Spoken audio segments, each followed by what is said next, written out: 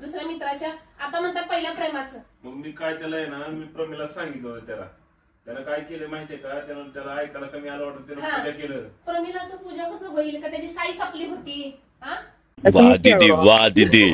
नहीं नहीं दीदी वाह दीदी. मतलब what is this? दीदी त्याच्या काय ह्याच्यामध्ये साई संपली होती का?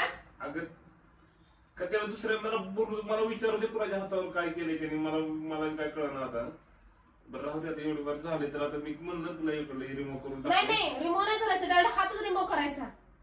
चालेल मला एका हाताचा नवरा करते मी कसं पण. मला तुम्ही खरं सांगा बरं का, माझ्या डोक्याची का नाही तुम्ही आई बहीण करू नका. एकतर तुम्ही का नाही काल अगं शांत हो की बाई, एवढं काय झालंय.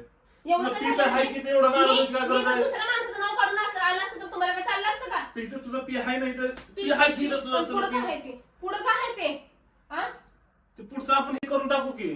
तर कशाला मग हातच तोडू की? हातच तोडू की आपण? नाही, हातच तोडू. हा? नाही, प्रत्येक दिवस नाही.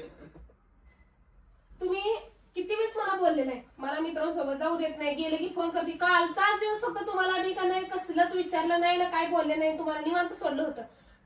देखा आपने लापरवाही का नतीजा है.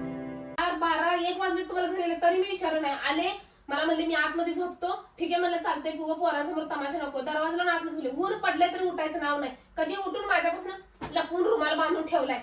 आईसमोर रुमाल बांधून राहणार होती का? बरं, ऐक माझं. पण सगळं राहू दे. बरं. आता कंपनीची